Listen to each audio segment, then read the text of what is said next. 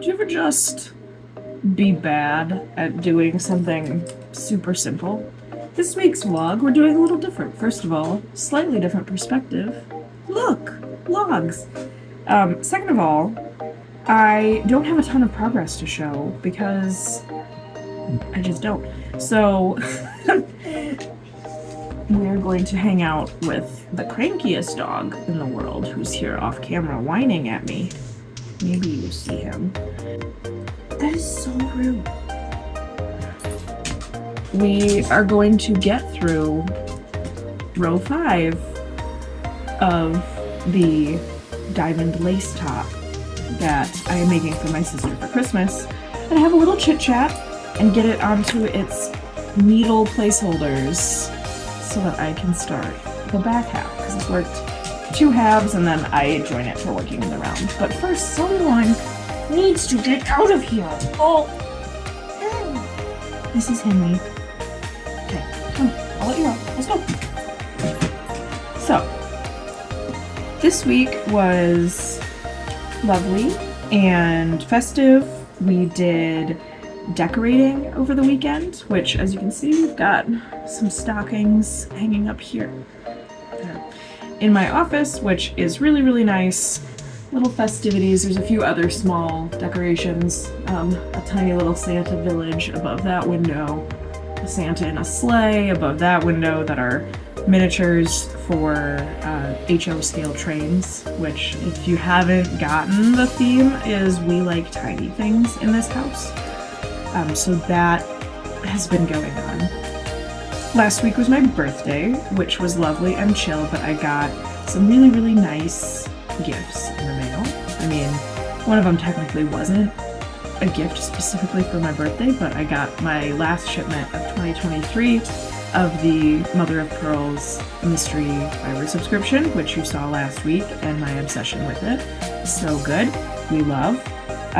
But I also got a package from a dear friend, and in that package was some very nice soap and also a book, which I have been absolutely enamored with reading. We're together, my friend and I, reading Howl's Moving Castle, which has taken up some of my evenings and my crafty time, and also because this project has been almost at the point where I have to like stop and put it onto spare needles. I've been like, oh, well, I don't really want to be doing that fiddly thing right now or whatever, which is really silly, but a great excuse for me to not work on it. So here I am forcing myself to work on it.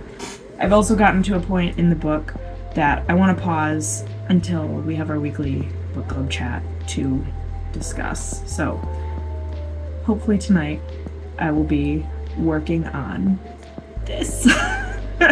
The other half of it, so that I can join in the round, and then it's just smooth sailing from there. The other thing that I have finally caught up on is I got an early birthday present several weeks ago, which was, back at the beginning of November, which was the Lego Jazz Club set. Like I said, this household, we stand tiny things. It's a whole couple rows of tiny things up there. I was so excited about this Lego set. I built a lot of it. There's 15 bags and like over 300 steps. It's 3 stories tall. It's an excellent kit. It's a little spendy, so it was my special B-Day gift, because I'm a child. But I was so excited about it, and I built a bunch of it. I got all the way up to like the second floor of the whole set. It's like 2 buildings next to each other. And we'll do some video magic so you can see its completed wonderment here while I'm blabbing. Yay! But it was so fun to build and so enjoyable. I was spending a lot of evenings working on it throughout November, and then I just stopped because I realized I was like 4 or 5 bags away from being done. And I was like, I don't know if I want it to end. As weird as that sounds, it was like a really enjoyable like little evening pursuit on some nights if I didn't want to knit or watch a show or read. It was great to just like be like, all right, I'll do one bag, one like section of instructions. So I had like 5 bags left, and last night I was like, this is ridiculous. So I finally finished it. Early this morning when I got up, I had like maybe 3 steps left. Last night I got too tired early. I have a little bit of a cold, so I was worn down, got too tired, went to bed, and then was just like super amped to get up and finish the final steps this morning, which was the greenhouse that you saw on top of the building and just like the little patio set out front. Took me like 10 minutes. It was so fun though, like what a great build. And we bought a lighting kit for it. But I'm like, I put lighting kits in our other part of our Christmas display. We're doing a Lego Christmas display this year in our window. We're nerds. But I put a lighting kit in our other like Christmas village that we have for our window, and parts of it were very easy and parts of it were like a royal pain for me to do, just like very fiddly. So I'm a little nervous about this other kit, this lighting kit that we got for my jazz club, to see how it goes in. Like, is it going to be easy? Is it going to be a pain? If I look at the instructions and I think it's going to be a pain, I may just outsource that task. But then I wouldn't have the satisfaction of actually building the whole entire thing myself. So, pros and cons. But it's super cute. Really love it. And it's going to go back up there on the back of my office, you know, the cabinets that are back up there. In the normal videos, you see them. It's going to go up there and be a cute backdrop, or just make me smile whenever I see it. Either way, I'm excited about that. Other news. Yes, we decorated this weekend. I don't know if anybody else decorates. We don't get like over the top Christmassy, like perfection Christmassy. We get real wonky Christmassy. Hey, look, spare needles. I'm doing it. I got through that row. Interrupting myself. So we decorated over the weekend. We go out into our woods and cut a cedar tree and put in our house. That's what we've done since 2020. And I really like the tradition. We just get wacky trees that just, they're not straight, they're not full and fluffy, they're not perfect by any means. But I kind of love that. And it's kind of fun to see, like, just a different than like the perfection farm grown, like, love a pine tree, right? But there's something a little, it matches our house's aesthetic, being a very old, very wonky cabin. We need a very wonky Christmas tree. This year, though, for the first time, I finally got my act together and trimmed a bunch of both cedar branches, and we have some white pine trees. Pruned a few white pine branches, and I wove us a swag for the entryway. We did some renovation this year, so there are big beams that are up in our kitchen area / entryway now that were not there before. So it's been really exciting to have those old barn beams up for like the last month.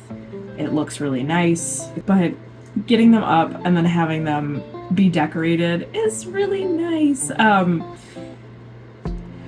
I have the problem that the decorations don't show up well on video, so take my word for it. They're 1,000 times cuter in person. 1,000 times. But yeah, like fun, festive, little Christmassy vibes. So I spent most of the morning on Sunday weaving that swag and hanging it up. And then we've just kind of slowly been decorating. We're at the point where that's it. That's all we're gonna do this year. So I'm ready for actual snow. We've had a couple snows and it's melted. We're in the Midwest, so that's to be expected early in the winter. I'm ready for like a real sticking snow though, because it is December. So like, come on, get on that. But look at this. Your girl did it. We got all of the stitches onto the spare needles. So now I have to do the other thing, which would be very difficult to do on video, is I have to cast on and count for the back side. So I will cut this yarn and cast on the other side so that I can join it in the round and knit it. I don't know if it'll be done by Christmas. I'm not pushing it. Just enjoying it, trying to enjoy it. Oh, I will show you one other thing. I was gifted by my grandma, who I don't think watches this, but anyways, hi Grandma. She gave me a bunch of acrylic vintage yarn. I don't normally work with acrylic anymore. I used to do a lot. We're not gonna start a fight about this right now, but I specifically asked her for yarn because she has quite a stash, because I was teaching some friends to knit. And instead of just giving me a normal amount of yarn, like a few skeins, it was like a huge box, which is typical grandma move.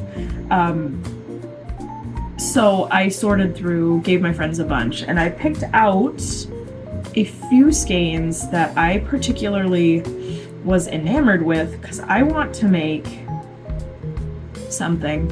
So I've just started making squares, solid granny squares with these wild variegated yarns and some solids, and giving them kind of a white edging, all of them of various thicknesses.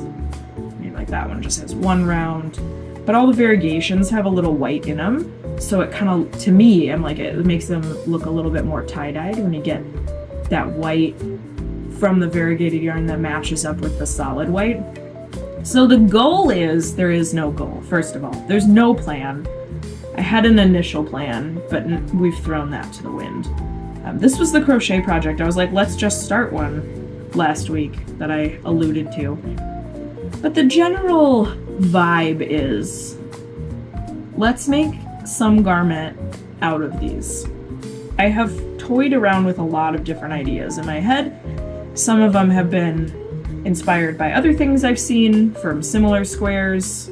One of them, here's a screenshot of one inspiration that I saw another maker on here make. Something that was inspired by a moda operandi set, which, let's talk about fast fashion and crochet, like, we hate that. But they handmade their own version, right? And made up a very, very cute set. I don't necessarily want a set like that. If I was gonna do a set, it would have a skirt. And so then I was thinking like, okay, do I just want the sweater part? Maybe. Do I just want the skirt part? That intrigued me more. And then I was like, but what if it was a dress? Like a 70s modular mini dress. So these are the squares I have so far. There's eight of them. And I have plenty of yarn. There's plenty of yarn to complete this project, I believe. We'll see if I eat those words later, but I don't know. I'm just making squares occasionally to avoid working on the lace top, which I really enjoy working on, so I don't know why. Ask my brain, it can't explain it. The other thing I'm finally working on is writing up the ramen bowl pattern. I spent a good long time messing with the cover, which you see here, the first page, which was like, oh yeah, I'm working on the pattern, but like I was avoiding. This is the theme of this week, is avoidance. I was avoiding working on my notes and translating them into like actual words. So this is what happened. Gorgeous. Over-designed cover. I'm not gonna say it's gorgeous. It's a cover. It's the first page of the pattern. Over-designed. So since that procrastination project is done, I have actually been writing the pattern. Why are we so crooked? So that's exciting. And the snail backpack is still in testing, but it is almost done and almost ready to go out into the world, and I'm so excited. Those are the main updates. if you are interested in catching the actual behind-the-scenes banter about designing any of these projects, the in-progress pics from testers, fun things like that, definitely hit me up on Patreon. There's also a Discord link. I also rejoined Instagram this week. Not like I deleted my account, but I re-logged in, I put it back on my phone. And while there were definitely a lot of people I missed, I don't know if it's my favorite platform anymore. Nothing bad. I really do enjoy creating content here on YouTube and all of that, as well as interacting directly with people in the Discord, our cute small little server. So I don't know. Well, social media is my day job a lot of times, so it's like, it's easy to fall into the feeling of making Instagram or TikTok feel like a job. Whereas with YouTube, even though it is in my purview with some of my clients, it's not as much, I don't know, it feels more fun. It's probably all in my head, but it's, I don't know, it feels a lot more interesting to make content that is lengthier, a little bit more studio focus, studio vlog type focus. I really enjoy making these. So that's something that I'm still debating where and how I want to show up online. I definitely want to be YouTube centric, but I don't know if it's going to be worth my effort to be on Instagram and or TikTok for CouleeCraft. We'll see. I don't know, but I'm there on both, same handle. If you want to hit me up, you can go for it, but I may not respond right away. Faster way to get my attention is by emailing me. My email's always in the description, or by commenting on a video or joining the Discord. But yeah, that's this week in Crafty Land. I feel like I'm always saying that I haven't done anything, and then I start thinking of like, oh yeah, I did this, and I worked on this. So hopefully,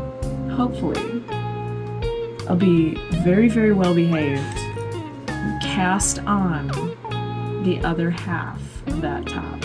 Right? Right. I can totally do it. Hope you have a lovely week. Stay crafty.